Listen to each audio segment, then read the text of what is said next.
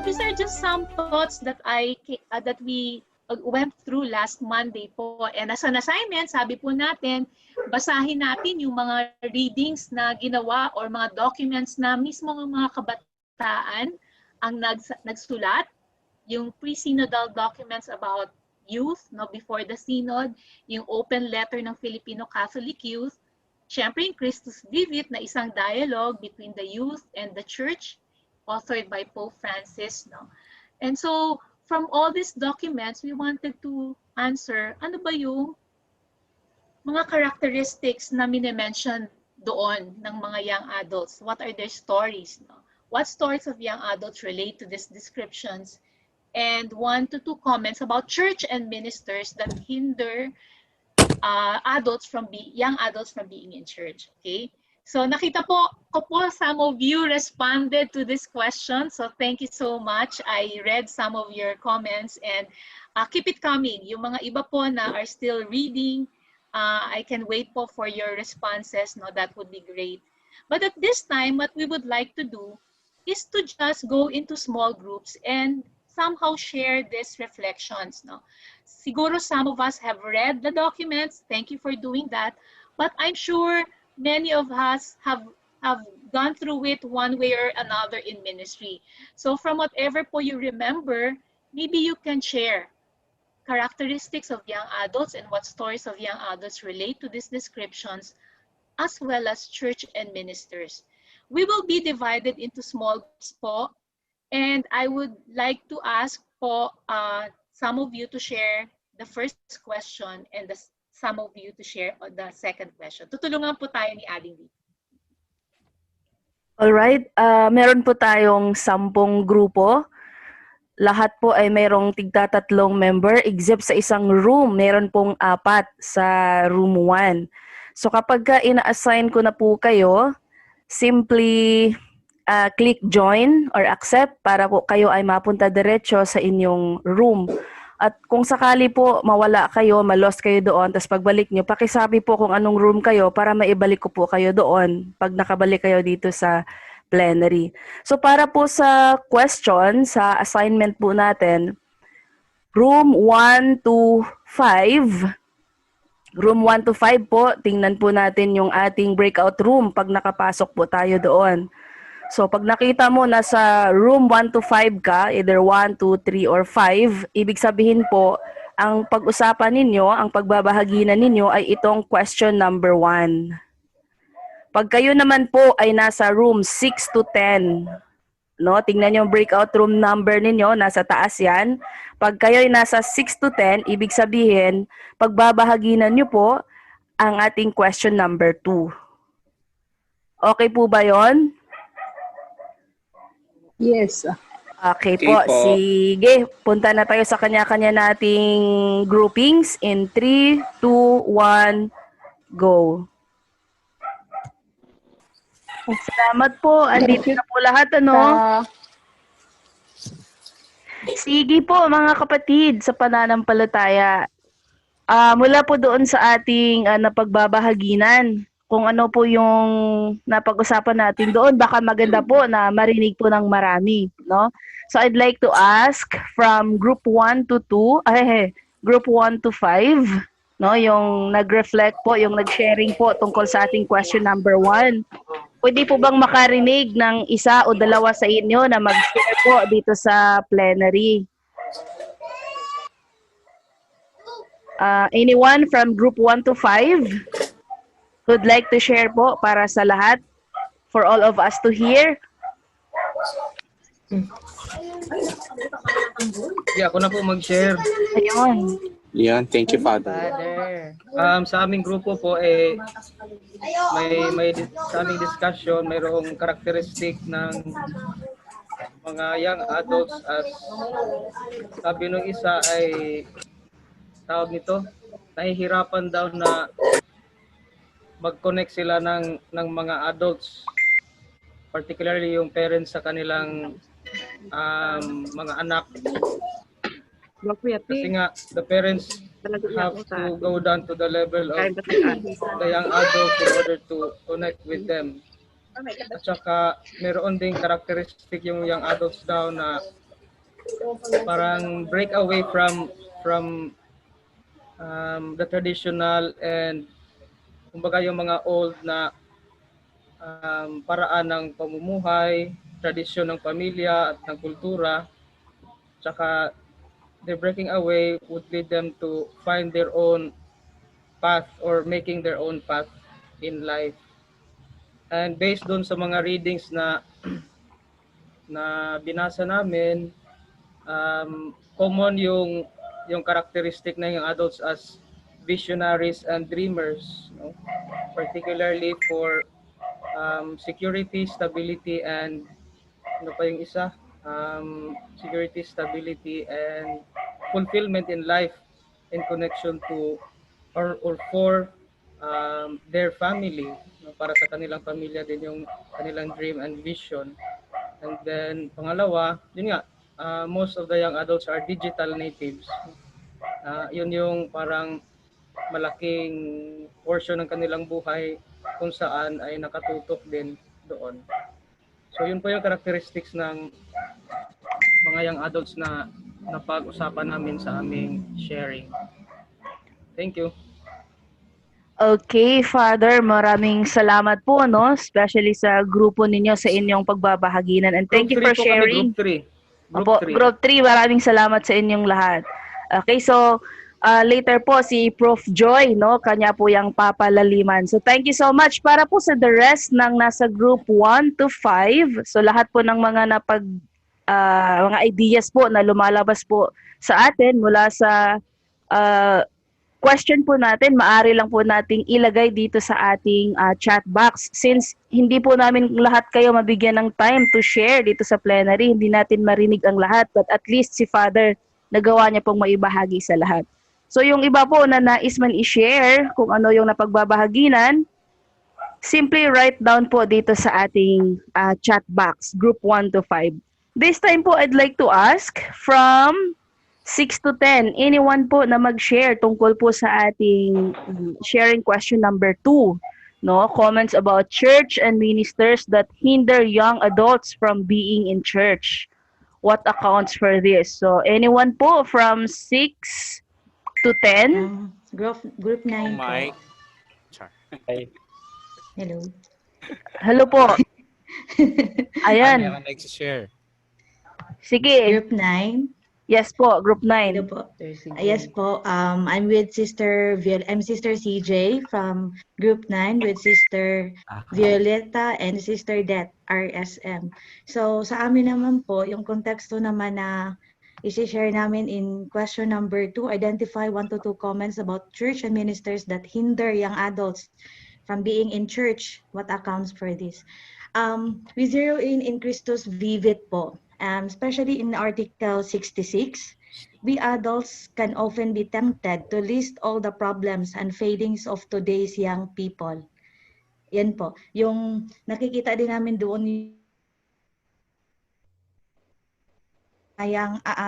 seemingly, tingin ng mga kabataan na ang mga mas nakakatanda is hindi nakakaintindi sa kanila at tinitingnan lang ang mga mali. Kagaya lang ng minsan hindi natitingnan ng mga like baby boomers ba or even more advanced in years na yung nasa digital world na like Generation X and Y na kinagis na talaga yung mga gadgets na multitasking na minsan hindi maintindihan bakit nagsa-study ba to? Nagsa-study, nagmu-music, nagti-TV. Paano ba na-absorb nila to? So tendency po, pag gano'n na hindi nauunawaan ng mga adults, ang mga young people, there's a greater distance. Na-emphasize doon yung tama yung greater distance, less closeness among the family, and less mutual assistance na sinasabi po. Kasi wala nga parang open dialogue. Kasi yun nga, akala ng mga adults na nakafocus na ang mga kabataan sa digital world at wala nang time for them to communicate well, to have a dialogue. Where in fact, parang nakasanayan lang talaga na part ng generation na ando na yung ability and potentiality ng mga kabataan to be part of yung multitasking, yung ganon. Yung ganon po. Sige, thank you po sa Group 9, no? Sa pagbabahaginan po na ginawa po natin kina. At sa lahat po sa atin, no? Totoo po 'yun.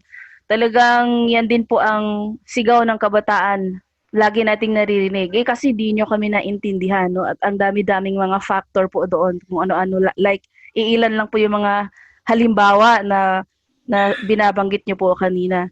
Sige po, nais man nating pakinggan sana lahat, no, dito sa plenary. Pero tayo po'y ginagahol sa ating oras. But lahat po kayo, pwede po nating isulat sa chat box yung gusto nating i-express. No, kung ano man po yon, feel free to write down dito po sa ating chat box para po makita ng marami, no, at magka-idea po ang karamihan sa atin tungkol sa young adult, no, kung ano man ang kinaharap natin sa ngayon. So para po palalimin ng lahat ng ito, si Prof. Joy ay tutulungan tayo. Thank you very much po sa pagpa-participate sa ating small groups and also for sharing, some of us for sharing in the big group your reflections about young people, young adults in particular, and also their comments about church and ministers that hinder them from being in church. Alam ko po, if we will just continue on sharing, ang dami po natin mababalik ang mga karanasan sa ating ministry and how this conflict continues, no, in different forms po. Yung pagtingin natin sa kabataan at pagtingin nila sa simbahan. Kaya nga po, if we look back at the presentation last Monday, merong sinasabi, youth leaving the church as a weakening thesis. Sabi nila, umaalis ang mga kabataan sa simbahan. Pero may nagsasabi rin, actually, tayo ang umalis sa kanila. We have lost them. No? Kapag ititignan po natin yung kwento ng lost and finding of Jesus in the temple and Mary getting angry that Jesus was left in the temple at sabi niya, are you not worried that we have left and you are still here? Sabi ni Jesus, I am in my Father's house. No? So, yung ganung bang conflict na baka tayo po ang nawala sa kanila at hindi sila yung nawala sa atin. Ano? Let me just outline po some of one or two excerpts po from the open letter of the Filipino youth, no, and their aspiration of a church that they want to see. No, sabi nila, we long for a church that embodies Christ's vision and dream for her. A church that has confidence in them, ensures them that they are not marginalized but feel accepted, declares and actualizes their preferential apostolate for us. O nga po, no? Kasi yun talaga yung sinabi ng simbahan, a preferential option for the young. And draws attention of young people by being rooted in Jesus. Sabi rin po ng Pre-Synodal Document, yung mga kabataan from different parts of the world, sabi nila, parishes are no longer places of connection. Interesting ko, pag nabasa niyo po yung Pre-Synodal Document, parating may disclaimer, parating sinasabi, sometimes parishes are no longer places of connection. I can imagine na dun sa buong forum na yon ng mga kabataan, iba-iba rin ang kanilang karanasan ng simbahan. No? Pero they still put this in. Sometimes parishes are no longer places of connection, that they need to find attractive, coherent, and authentic models. Napaka-big nila on authenticity. And if they do not find us authentic enough, even as we celebrate liturgy, as we do our pastoral work, no, they find us fake. No? Hindi yun totoo sa ginagawa natin, sa sinasabi. We don't walk the talk, kumbaga nga. We need rational and critical explanations to complex issues.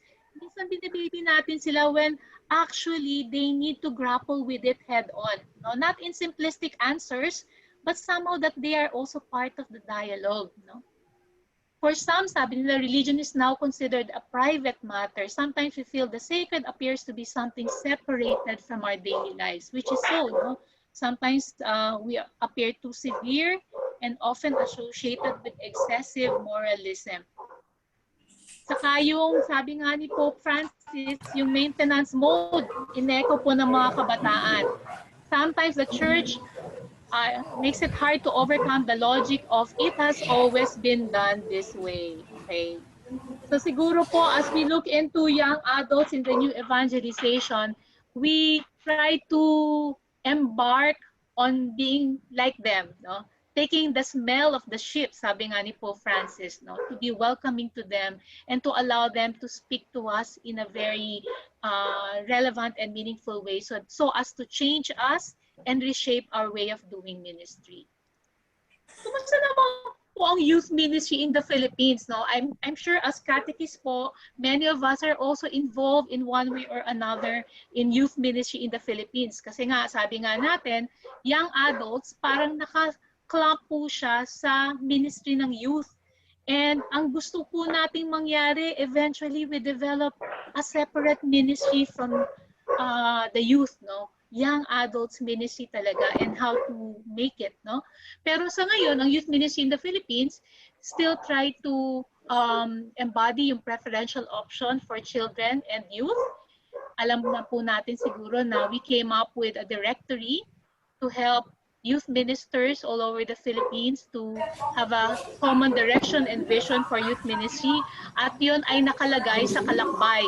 Alam po natin itong Kalakbay. Are we familiar po with Kalakbay? Siguro po naman familiar Yes po tayo dito. Yes. Yeah. I'm sure po familiar na po tayo sa Kalakbay, and meron pong mga programs ang ECY to make it known more kung paano, kung ano ito, anong components, at paano ito maisa sa buhay. We have a structure from the national down to the parish level, and there is also a federation of youth movements and organizations that link all the different movements, kagaya ng Salesian Youth Movement, Khie Youth Movement, at iba-iba pang mga movements na tinatag siguro ng ibang congregations na kabilang sa ating grupo ngayon. They are part of the federation, and somehow they also have a common vision that is somehow anchored in the ECY vision and Kalakbay proposal of ministry in the Philippines. Kaya lang po, we have to say na more or less ang program natin in youth ministry is quite a one-size-fits-all, no? 13 to 39 years of age, parang we are clumped together. As long as we're single, we can belong to the youth ministry. Of course, pagdating sa mga young adults, they're given responsibilities na of leadership, which is very helpful for them to acquire what they need in their particular stage. Pero yung pangangailangan ng young adults minsan na-overlook, no? They are used as ministers, they are regarded as ministers, pero yung needs nila, personal needs nila in their transition stage ay hindi nabibigyan ng kaukulang pansin. There are some movements I have to mention that have tried to organize ministry for young adults. I would like to mention yung Diocese of Parañaque. They started a young adults ministry na merong presence sa iba't ibang parokya, at meron silang kind of like a weekend to start off with, and they meet on a regular basis. I think may online na sila ngayong pandemic. And also, of course, yung Couples for Christ under FFL and ano ba yung isang grupo, Global, meron din sila, no, parang young adult ministry. Yung ibang movements, medyo nalilito dun sa term na young adults because I know of some charismatic movements that call the high school level groups as young adults. No? So medyo in terms of terminology, talagang kailangan natin maging klaro kung ano talaga yung young adults at sino sila.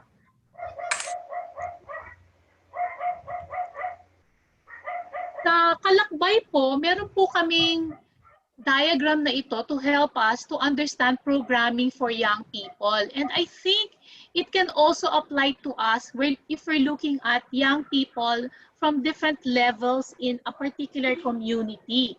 Merong mga kabataan na nasa crowd level, yung mga nasa peripheries, I don't want to call them unchurched, pero siguro naging bahagi na sila ng simbahan, and for some reasons, no, hindi na sila nakakaugnay sa lahat ng sa buhay ng simbahan, no, crowd. Tapos yung susunod doon, congregation youth are the youth that are part of our sacramental celebrations. They may be Sunday people, Sunday youth. Makikita mo sila sa misa. They would come for special occasions, seasonally, and it's important for them to be part of the church because of the worship experience of it. No? Pero bukod pa doon sa congregation, meron namang mga kabilang na sa community. And sa community, these are the young people who are involved in the different groups. Mas malalim pa dito sa community level ng mga kabataan ay yung mga committed. Yung mga talagang nag-decide na to really take on leadership roles, nag-i-initiate na sila ng activities, or they themselves are handling young people. At sa kalagitnaan, these are core youth who are maybe full-time in the ministry. Maybe some of us are representing this core group of young people who have decided to go full-time, take ministry as their vocation, or have really devoted so much time as to put all their life's activities towards the vision of ministry for young people. So, core, committed, community, and congregation. At sabi natin, sa bawat level na ito, may iba't ibang klase ng paraan, ng components ng ministry na makakatulong sa kanila para lumalim ang kanilang partisipasyon. So under the crowd, we would like to reach out to them by evangelizing them.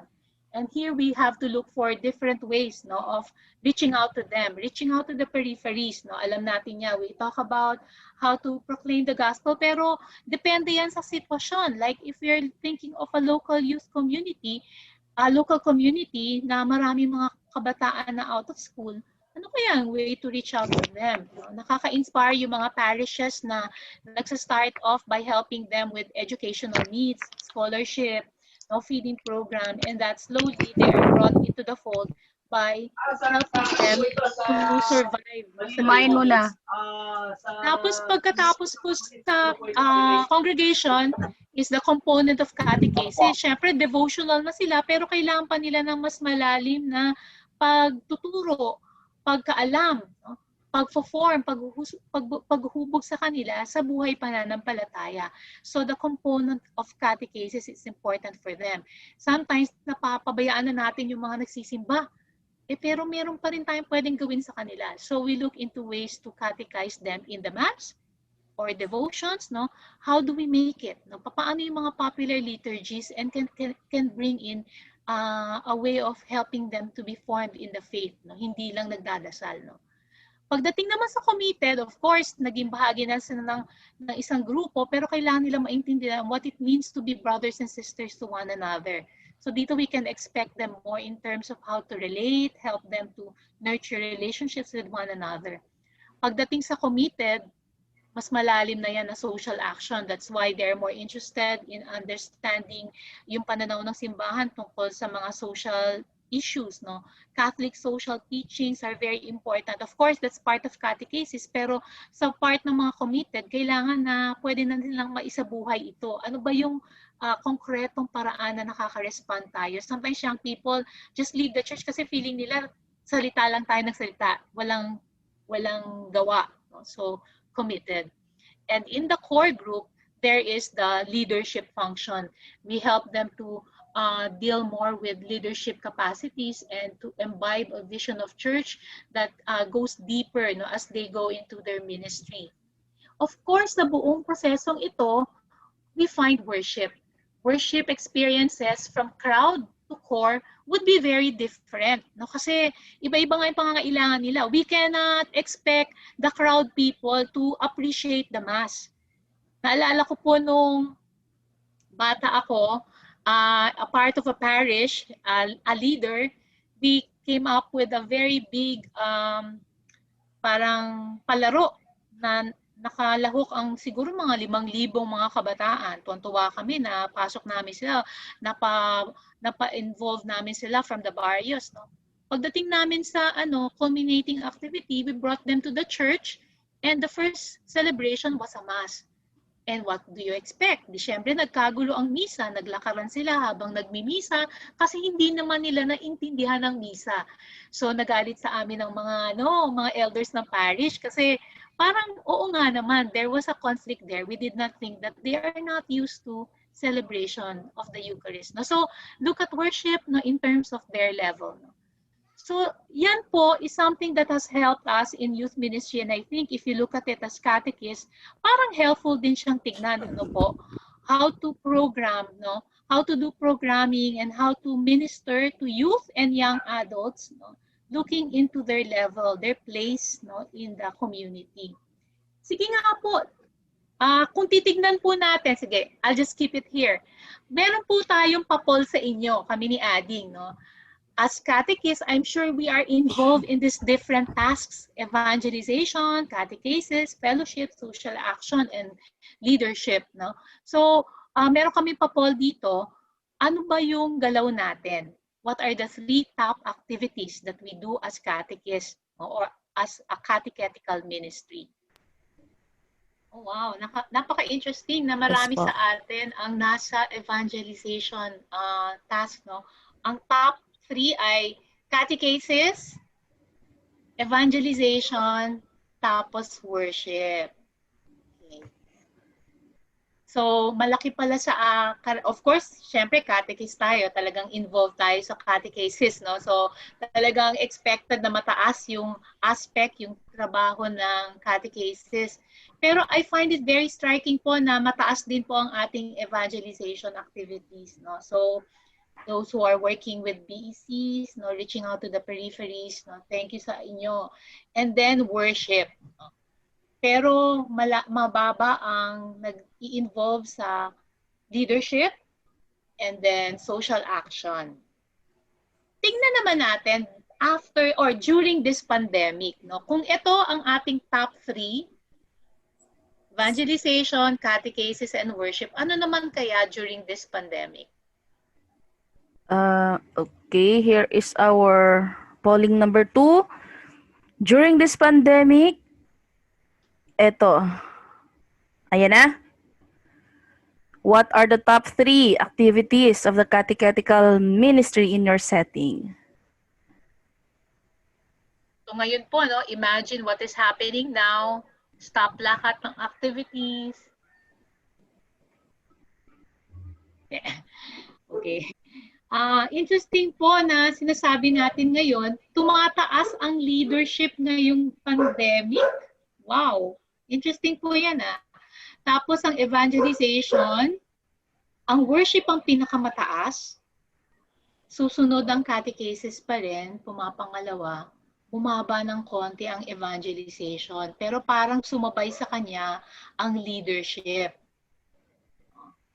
Pero mas mataas ngayon ang social action. Siguro nga dala ng needs natin ngayon, no? Na we have to reach out to those in need. At siguro yung ating ministry ay medyo talagang kailangan makianib or makiugnay sa iba't ibang ministry sa parokya na nagre-reach out, no, sa pangangailangan ng mga communities. No? So I can imagine why social action also became higher. But catechesis is a constant thing. Saka yung worship. Yung worship, dahil ba po ito sa mga online, medyo napaano ba po tayo sa online activities ng mga simbahan ngayon? Yeah. That's how it is. Yes po. So parang naging ano nga ang mga catechists ngayon, ano? Naging social media influencer. Nagtuturo na rin kayo and you're doing videos, no? Which is also very good. And we are actually adapting to the needs, no? And also to the new normal. No? Thank you very much po for sharing this with us. Alam niyo po, when we did the same poll sa mga youth ministers in an online exchange, we found it interesting na hindi sila nag-change ng mode. Kung ano yung sinabi nila before the pandemic na top 3 activities nila, which is I think catechesis, fellowship, and worship, yun din halos ang ginagawa nila during the pandemic. And we realized, or they realized also na, oops, teka muna, baka hindi natin tinitignan yung pangangailangan. We need to deal with what is happening and to understand how this world, how this situation is changing us in our ministry and also pushing us to reshape the way we do ministry. In a youth exchange that we had in Bukal ng Tipan, napakatotoo nito kasi nakita po namin yung mga kwento ng maraming kabataan when we put them together in an online exchange. Usually po we have webinars, but we try po to create spaces for listening among ministers, among pastoral workers, but also among young people. And this particular program po, tawag namin FaceTime sa Puwang, na ginawa po namin dito sa North and also sa South, kina-Ading. Marami po kaming napakinggan mga kwento ng mga kabataan. And we can say na they have stories that tell us it's okay not to be okay. Kasi marami silang dinadaanan ngayon. Yung mga kabataang unemployed, they thought they could start a new job, a new life after college.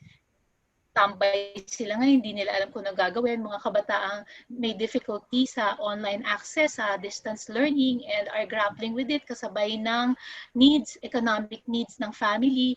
We also heard some young people going through COVID also, na-infect sila mismo habang tumutulong sa simbahan, habang tumutulong sa community, and it really shook them off, no? Kasi parang kahit na healthy pala sila, na-realize nila that they need to also care for their own health, no, in this pandemic.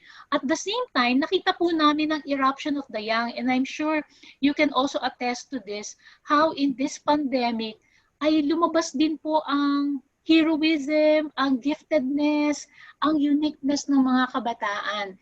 And they came up with a lot of activities which were initiated by them mismo to help people who are struggling during this time. We heard of young people who came up with a 20-20 lang, no? Yung saan ba makakarating ang 20 nyo, at dun sa 20-20 na yon ay nakapalikom sila ng pera para makatulong sa mga kabataang kagaya nila sa kanilang parokya.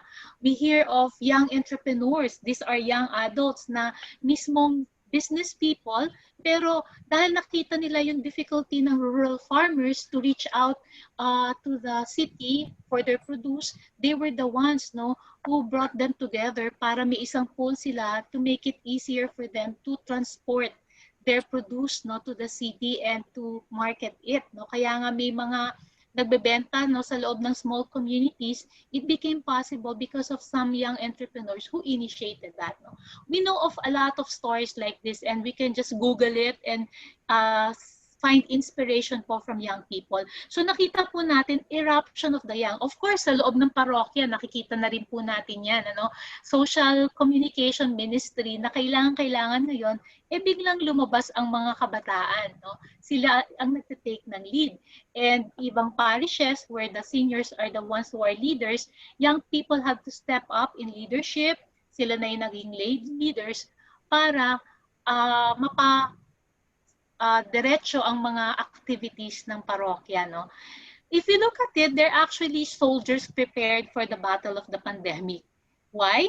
Because unang-una sa space na kung saan ay gumagalaw tayo ngayon, itong online space, is their world. Alam na alam nila yan. They know it by the click of their fingers. Alam nila how to handle it, how to manage. And we are still digital immigrants, but they are natives here, no? They're prepared for the battle. And nag-worry tayo sa walang physical mass. Teka muna, di ba sabi nga natin, reflexive sila. They're able to understand God in their own terms, no? And they have experienced God is a kind of spirituality na outside the structure, no? So baka tayo rin ang kailangang humabol sa kanila, no? So very interesting how this pandemic is actually reshaping church through young people. Yun pong aking tingin. And if you would like to also take on, no, this very special moment, kahit mahirap, tignan po natin yung giftedness at presence ng young people, young adults. What word that is somehow constant in our process throughout this pandemic is the term kapuwang. So, since we are all at the gap together, magkakasama po tayo sa puwang. And that means we allow not only ourselves as ministers, but the rest of the faithful to have a say in how the church and how ecclesial life can develop and can be reshaped. Kasi magkasama lang tayo. We are all suffering in the same way at the puwang. Pare-pareho tayo ng questions. And interestingly, yung word na kapuwang ay root word ng kapwa na napaka-halaga po sa atin as Filipinos, hindi po ba? Kapwa is a concept so dear to us, no? Siyempre, ang ibig sabihin niya neighbors, pero ang kapwa actually, sabi ng mga psychologists, indigenous psychologists, ay ang ibig sabihin nito ay shared self at shared identity with the other. So hindi po tayo nagiging buo ang ating pagkatao nang wala ang ating kapwa. No? Kaya importante sa ating pakikipagkapwa. So we are shaped constantly by others. No? Kaya importante sa atin ang relationality, no, as Filipinos. So yung kapwa ay kailangan siguro natin mapag-igting ngayong pandemic. And in the post-pandemic, it is a church that becomes a more kapwa church, one that listens better to the voices and the participation of young people and everyone for that matter. No?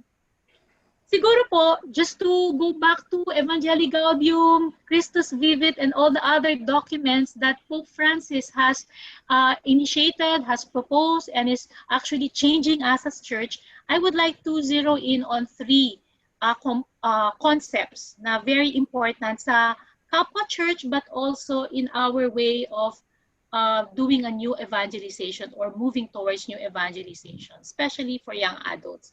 Unang-una yung term na synodal, that we are participants and that we need to be participatory, that we see everybody as participants. Sabi nga, synodality means the whole church is a subject and that everyone in the church is a subject, companions on the journey.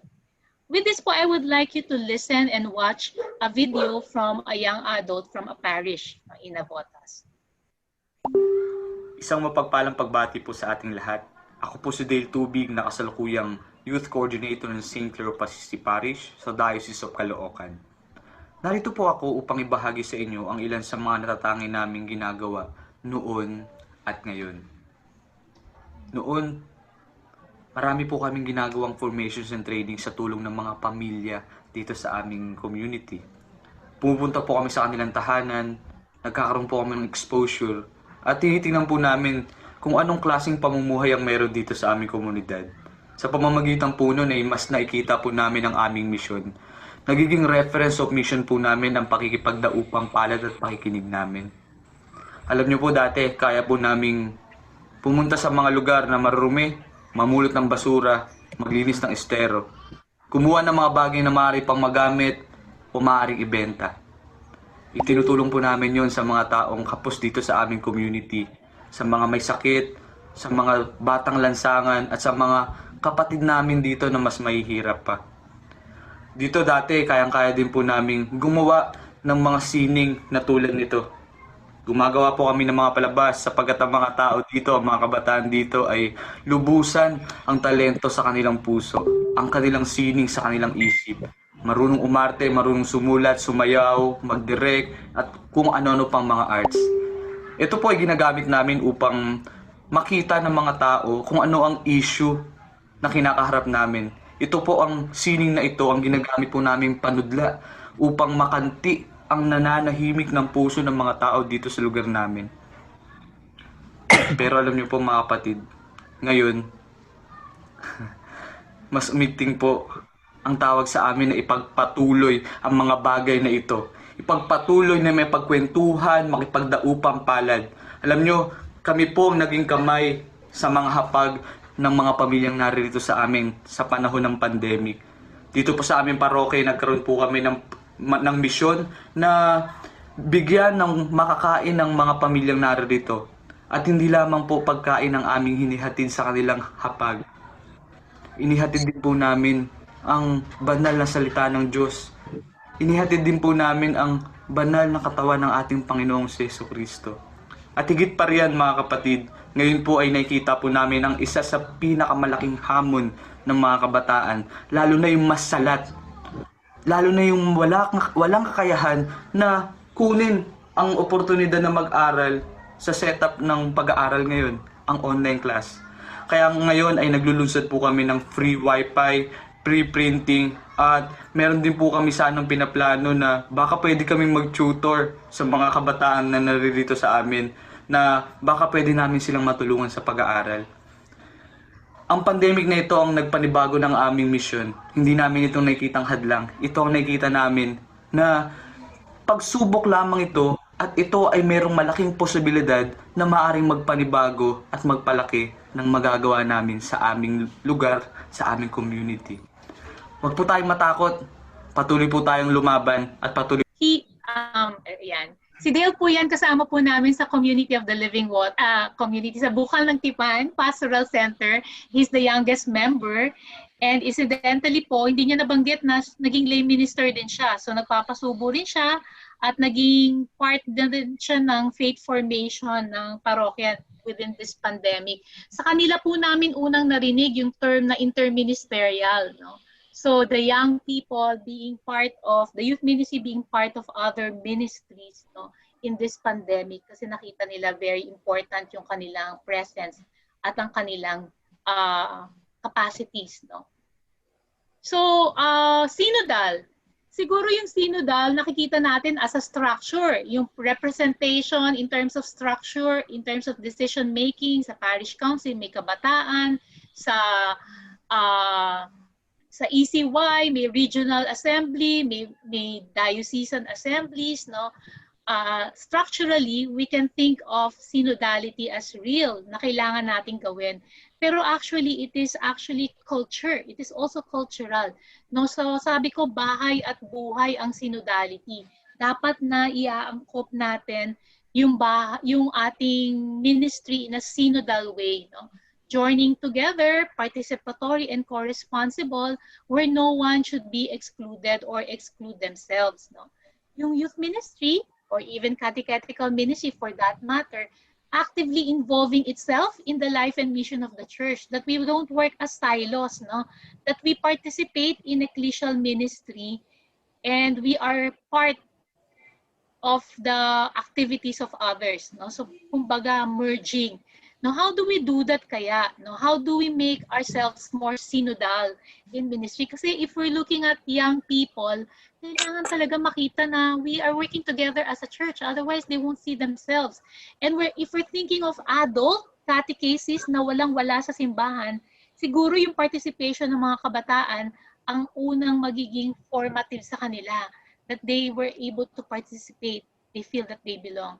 Sa Bukal ng Tipan, we tried organizing a Wellsprings Companions ng mga youth ministers from different dioceses so that they could also take part in the Ministry of Recollection and Retreats. And we found that very interesting, helpful sa mga dioceses and parishes na kinabibilangan nila. Kasi as they serve as recollection facilitators, they bring down yung mga nakikita nilang methodology, concept na nakikita nila or natututunan nila from our experience at Bukal. Second concept po that we would like to bring forward is popular, from exclusive to inclusive. I think Pope Francis has been very, very vocal about this, yung pagiging popular youth ministry. No? Hindi siya nagiging elitist, pero a ministry that is open for all. No? Open to all.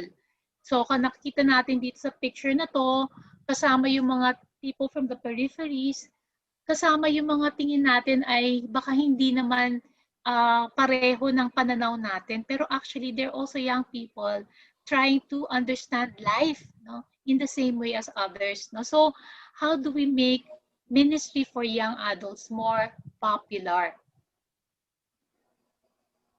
Sana all, sabi ko dito, no?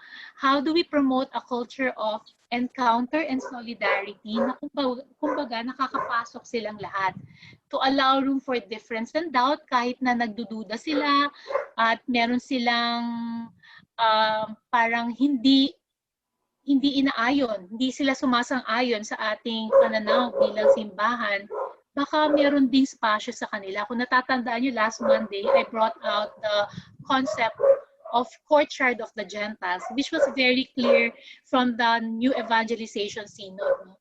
Kailangan natin ng isang courtyard of the Gentiles where people can have the space to also dialogue with us and to also share what they need and how they see things, no, should be, yung kanilang perspective. And thus, we need to explore alternative concepts para matulungan sila, no, to move from the belief of others to personal beliefs. So alternative concepts, that means po sa Ministry to Young Adults, makakita na tayo ng ibang pamamaraan. New ang parating sinasabi sa atin sa New Evangelization. Ano ba yung mga new na to? It could be new pathways, no? New pathways of ministry. Baka naman hindi sa loob ng simbahan ang kailangan natin maging space. Baka kailangan tayong lumabas at maghanap ng ibang pamamaraan. Kagaya ngayon sa online space, merong pagkakataon na makapag-create tayo ng ibang pamamaraan ng ministry. It could be one pathway. No? We could also look into missional church communities. No? In the parish where I belong, no, as a youth minister, we had groups sa loob, center-based, and we had groups in the peripheries. Kumbaga, mga BEC youth ang tawag namin.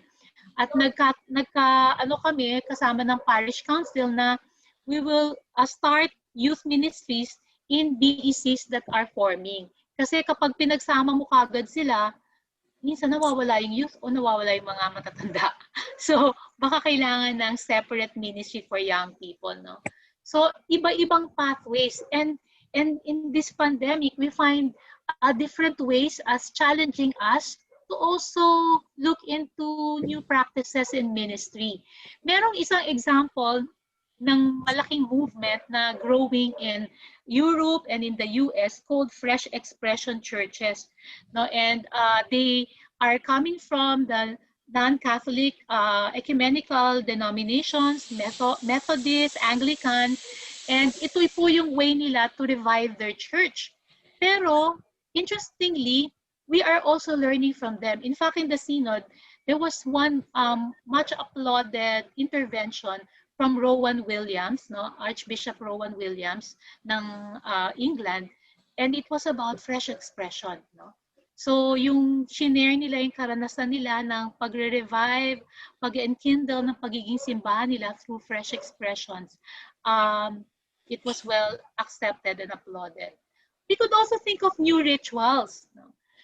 I have this example of the Walkway sa BGC, hindi ko po alam if you are familiar with this, but every time po, before the pandemic, whenever we have the Holy Week, merong sariling Stations of the Cross, ang isang grupo called Church Simplified.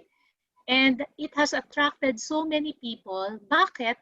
Kasi they encourage new rituals in the observance of the Stations of the Cross. They placed it in the middle of a mall, of a big space, and then bawat station po had interactive art installations. And it allowed people to reflect on their own, to do their own rituals. Kung nakita nyo po yung cross na yan, these are red tags na kung saan sinulat nila yung kanilang mga kasalanan, and they nailed it on the cross. And then here, may photos ng mga iba-ibang mga kabataan. No? You could also have the option of carrying the cross yourself. So sa bawat station, may particular na ritual and also may reflection. No? So what about thinking of new rituals when we look at young people, no? Young adults? Even for adults, napaka-importante niyan. Ano? This pandemic has brought us to a lot of symbolic images and expressions. No? Miski na yung mask po can speak a lot about their encounter with one another, encounter of God. No? How do we create rituals through the new expressions and images that we have in the world? We could also create laboratory of dialogue, no? Kagaya ng sabi sa catechesis po. And this is one example in Alpha Catechism that was also presented in the Synod. There was a representative from Alpha Catechism. Again po, galing po ito sa isang ecumenical in fact, sa Anglican din po yata nagsimula. Pero now, there is a big Catholic network of Alpha Catechists, no? Alpha Catechism groups. No, so ang idea nila is they come together for a meal, and then they have a short talk, and then may discussion. Tapos may program po yun. No? You can look at it no, later. I have some links no, so that you can read up no, kung ano po itong Alpha Catechism. So how about creating laboratories of dialogue? Kasi mga kabataan, kung papansin po natin, marami po silang mga spaces for conversation. And conversations nila may not be all the time verbal. It could be artistic, Instagram, photos lang po yan. And they're able to explore one another. Nagko-communicate na po sila dyan. But there's also a space online, yung mga podcasts po, which are very, very popular sa mga young adults. So yung podcast, para po siyang contemporary radios. Tapos nagdi-discuss sila ng mga issues, halimbawa homosexuality, fashion, and they have different people na nag-share ng views nila, and they also get in the conversation. So laboratory of dialogue can be varied, can be done in many ways, no? And when we think of the online space and even physical space, no, alam natin, laboratories of dialogue can be created among 3 people, 2 people, no? So pwede natin ma-develop yan. We also have different approaches when it comes to reaching out to the peripheries. And we know that it is important that when we look at the bigger needs of young people, kailangan ng collaborative processes, no? There's a framework called Positive Youth Development Framework na I think ang pinagmulan, if I'm not mistaken po, ay yung Sustainable Development Goals ng UN, no? And from there, nakita nila that there is a need for groups to come together, to work together para sa development ng mga kabataan. Pero they don't look at the problem per se. They hinge on the positive gifts, no? The positivity, the gifts that young people can offer in the space, no? So, nagsisimula po sila doon kung ano yung meron ng ang kabataan. Kaya na-engage yung mga kabataan. Yung young adults are becoming leaders because of this framework, and they learn to collaborate with others. Meron silang network, and it's easier for them to work things out, to organize activities, no? Dahil sa ganitong framework. So, we can look into that. Okay. Ang third pong concept na nakikita natin, kailangan nating ilabas in the ministry to young adults is yung prophetic aspect. Compassionate love, no? Jesus saw yung needs ng mundo as personal and political for him. No? So we saw that before he carried out his mission, that he read through the scroll of Isaiah and said that that was going to happen. He was actually articulating his vision statement. The Spirit of the Lord is upon me because he has anointed me to bring glad tidings to the poor. Pope Francis also mentions that he wants a church that is bruised, hurting, and dirty because it has been out on the streets, rather than a church that is unhealthy from being confined and from clinging to its security. Young adults want to be prophets. They are visionaries. Di po nga ba, sabi nyo kanina, they are visionaries. And unless we hold on to this gift that they have, no, we will not be able to take them as part of us, no, allow them to participate. Now let us listen to Johan from Prophets Project, who started a group, no, to respond to this need of young people. I am Joanna Tsieh from the Prophet Project PH. Ang aming community ay isang informal gathering of friends who are young professionals at nanggagaling sa iba't ibang field and to a certain extent, different religious groups. Some of us are from the development sector, academe, government, corporate. We have a seminarian, a Protestant, born again, and of course, Catholics.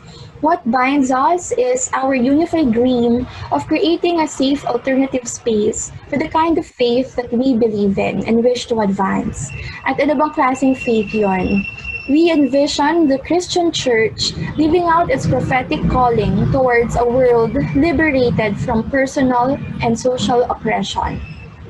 Bilang mga Kristiyano na nakababad sa mga realidad ng karaniwang Pilipino sa kasalukuyang panahon, we seek to integrate our faith and social justice, deep spirituality, and radical praxis.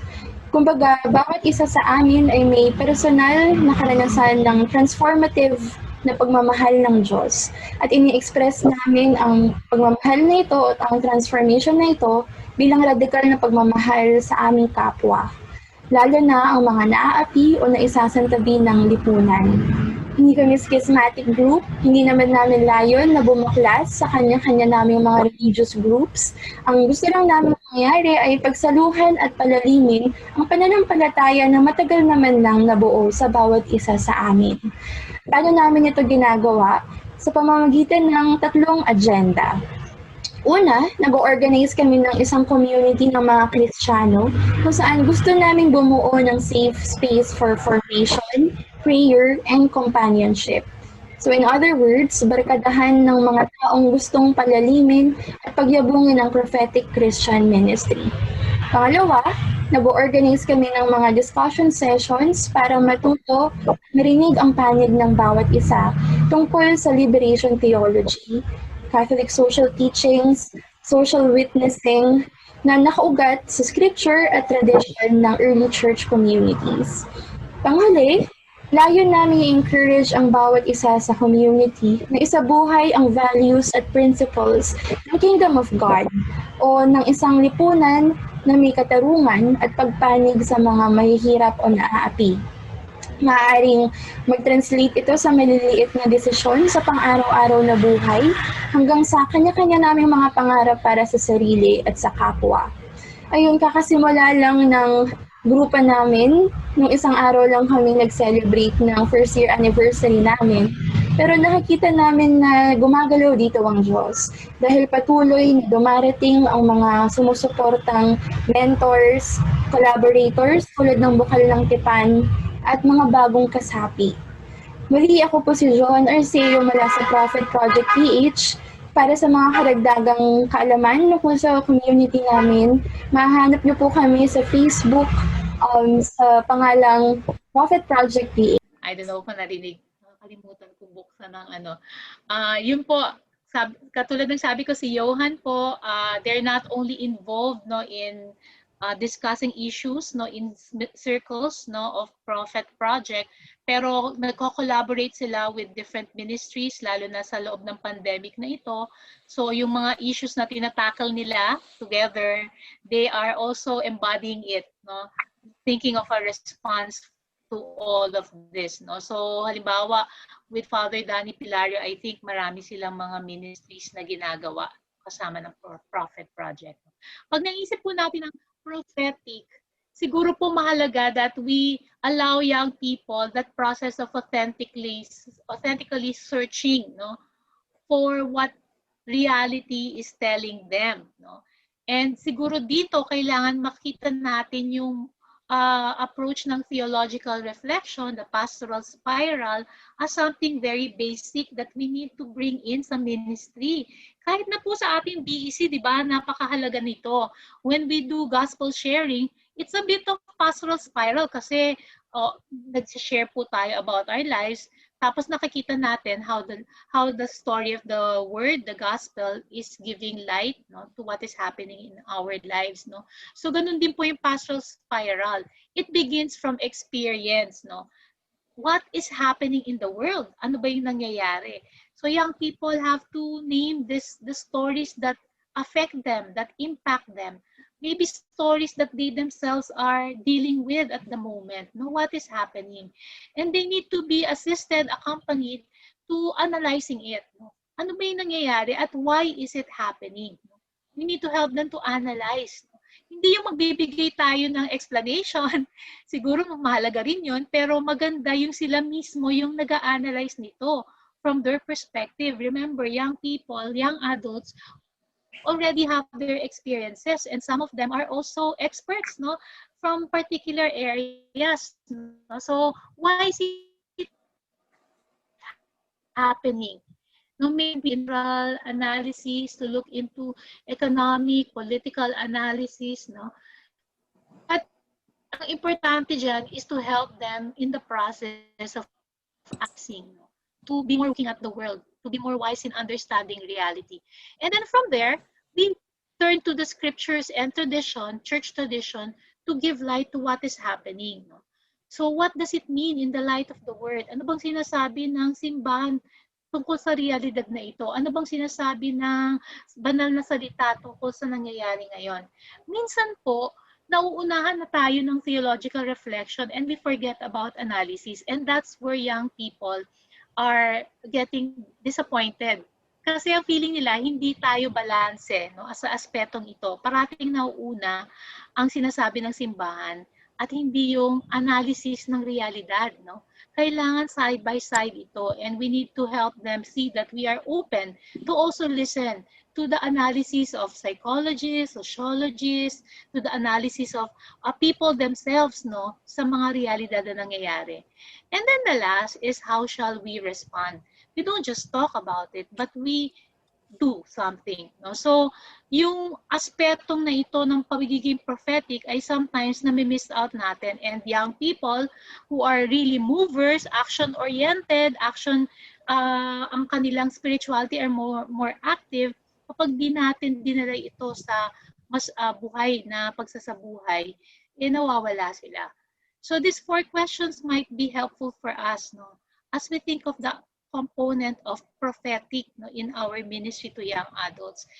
This model is presented in different ways. May pastoral spiral, may pastoral cycle, may see, judge, act. No? Iba-iba pong approaches dito, iba-ibang models, but try to look into what is more helpful, no, in your setting, at try to develop programs, processes, ways of dialogue na makakatulong sa kanila to look at what is happening, to understand why things are happening, to understand it in the light of scripture and tradition, and to help them to respond accordingly.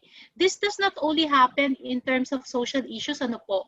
If you look at it, no, pwede sa personal yan. In a religion class, binigay ko po to as a process, no.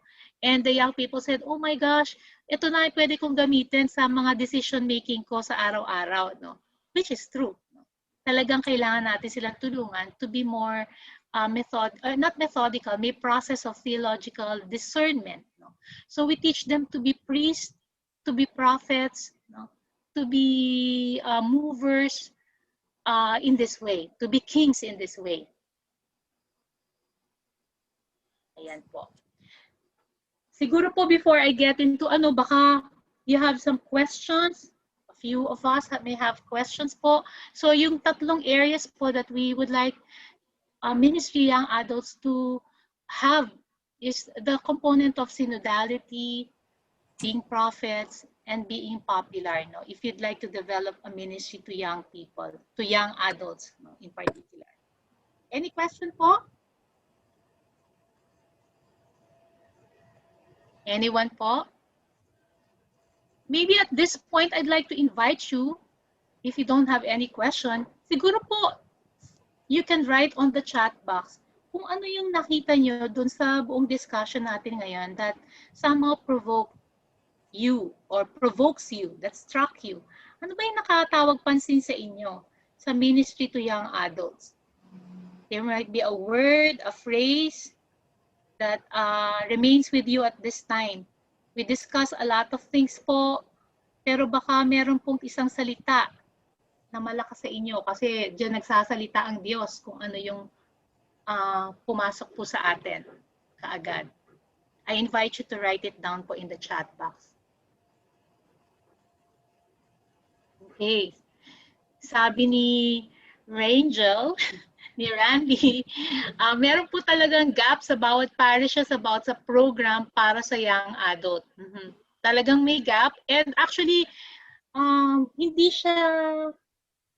hindi pa siya na-introduce as a ministry as such, no, yung young adults. Meron tayong youth ministry.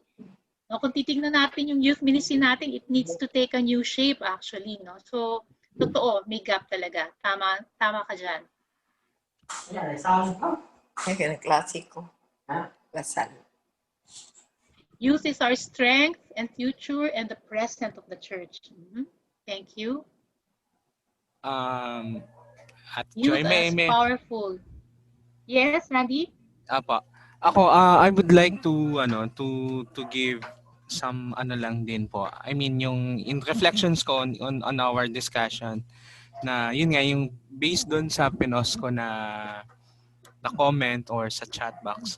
Nakikita ko kasi talaga na parang sa sobrang tawag dito engage nung bawat parish or siguro even in the diocese when regards to parang doon sa mga worship, sa mga ano. Pero medyo doon po talaga nagkukulang na itong malaking workforce yung mga young adults na kung saan hindi na nagagabayan ng ating simbahan. And with this, I was also inspired na siguro in my level at my age din na parang ako na-involve ako sa youth ministry for the longest time up to this time as a catechist too.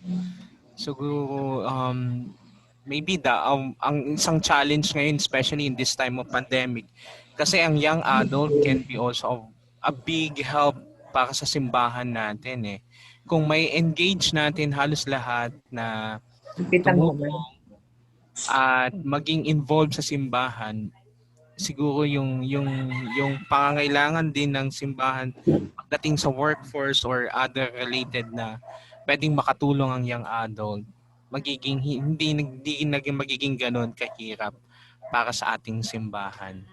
Ganon. Yeah, totoo lang. Salamat, Randy, for your intervention. Totoo na we need to allow them to step up, but at the same time, we allow them to step up. Baka meron ding konting pag-backward sa atin, no? To step back, to allow them to come in, no? So meron nga sinasabi sa ministry, we have to let go of some things so that they could speak out, no? So baka nga, thank you for telling us that. May nagsabi dito, si Madeline, sabi niya gusto niya yung new rituals. Naku, totoo po yan. And as catechist, alam ko, napakahalaga ng rituals sa atin. Think of new rituals for young people, no? Very ano kasi sila yung affective, saka yung imagination nila, it has to be cultivated, no, in the encounter with the divine. No? So allow new rituals to come in. No? Youth as our companion, sabi ni Princess, sabi ni Starter, new pathways for this new generation. Correct? Baka nga daw, may isang nagsabi, minsan ang tingin natin enough na yung grupo, pero actually ang gusto ng kabataan ay movement, hindi episodic journey. No, interesting, no? They need a movement to see that there's a kind of continuity in ministry, in ecclesial life. Sometimes nga, totoo naman talaga, minsan ministry, even our youth ministry, parang isolated sila. Tapos pagkatapos ng isang retreat, okay na, parang kala natin we made them, turn back to God. Pero hindi, dire-diretso ang proseso, no? So, how do we come up with a new pathway that is more kind of movement kaysa episodic, no? Nagtutuloy-tuloy. Synodal process of formation, plan, yung pastoral spiral as a way of doing it, how to challenge the young to be digital catechists. Okay. Thank you. Sa amin nagsimula na ang bagong mukha ng simbahan, sabi ni Delia, kasi yung youth namin sa ngayon ay active na sila at may bagong inspiration na sila through our new and young bishop. At may nakikinig na sa kanila like us. Oh, very good po. Thank you. Totoo po, we harness their capacities by simply starting with listening. No? Yung pakikinig po, ang laki-laki po ng magagawa niyan. And we saw that, we witnessed that true enough ngayong pandemic. Kailangan ng lahat ng tao ng isang space kung saan ay pwede silang magkwento kung ano yung tingin nila at pananaw at ang kwento nila. Thank you so much. Habang nakikinig ako sa iyo at sa sharing sa grupo, ang dami kong natutunan. There's a need for a concerted effort to empower the youth. Concerted, i-highlight ko po yan. Totoo po. No? Unang-una po, I would enjoin you as catechists in your gatherings to talk about yung ministry to young adults, no, as part of your process. Kasi po, totoo naman po, we have to admit na yung adult catechesis, medyo kulang talaga po, no. Yun yung for the rest of our lives, no. Hindi nangyayari in a very clear way or concrete way. Siguro, of course, nagka-catechize tayo in liturgy, in our communities, pero baka if we can talk more about it, starting from young adults ministry, baka mangyari nga po. Alpha Catechism, very effective. Pastoral Spiral would be a big help for the young and youth. And then youth as an eye-opener, what to do sa church.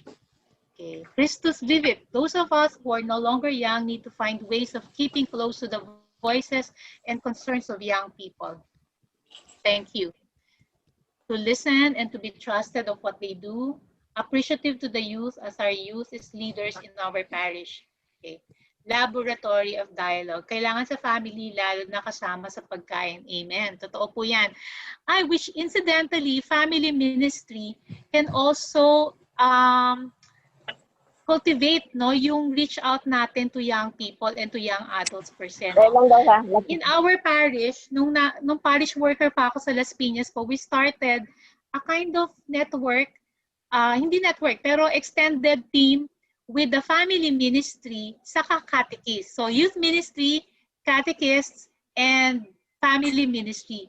It was very, very effective. Bakit po? Nakita namin na kailangan talaga namin mag-extend sa family as youth ministers. Yung catechist din, kailangan makita yung dalawang components na yon. Minsan nasa children sila, mass, no? Magkakadugtong yon. So yung working together allowed us to find new ways of ministry, new pathways, no? At of course, yung relationship namin, ang ganda.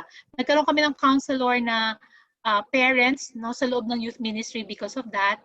Tapos kapag nagkakaproblema kami sa mga bata, napapasok namin yung mga parents to talk about concerns, no? So, kumbaga, mas nagiging holistic yung process. Okay. Parish as our wisdom sa mga inputs, thank you. And then parish as our successors in different, okay, the youth as our successor. Totoo po, they are the present. Kung titignan niyo po yung absence ng leadership in parish pastoral councils and in different ministries, it is because the young adults are not given enough space. Kapag nakita po nila na they have a space to explore possibilities in ministries, no, they will remain. No, they will be assets to us. They will be part of us. Okay. Thank you very much po for all your interventions. And siguro po, pagpapatuloy po natin ang pagre-reflect na ito in our individual assignments. In the course outline that I gave out po, iba po yung nakasulat doon. Pero what I would suggest now, given what we have discussed, is that we look into different resources na nilagay ko po dito and even in your program outline. So I'll just read kung ano yung isasuggest natin gawin. Below are some links to ministry approaches, which I also discussed. Na-discuss ko na po ang karamihan, pero mas maganda na kayo mismo ang makaalam kung ano yung ginagawa nila. From different groups that can inform our ministry to young adults. Choose one approach and try to understand the origin and basic components of the approach or model. If you can, try to study other references related to it. So describe their approach to ministry, what characterizes their ministry approach or model, identify components, elements that are unique in their approach.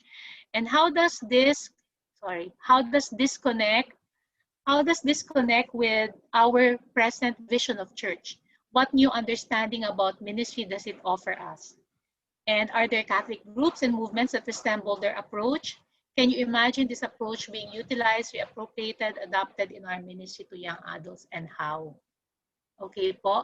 So ang idea po nito is we just open ourselves to new ways. One thing that what struck me really in the Synod on New Evangelization was the presence of so many different groups and movements, and they shared how they do ministry from their perspective. No? So may mga non-Catholics who were there, and they were allowed 5 minutes, no, to share.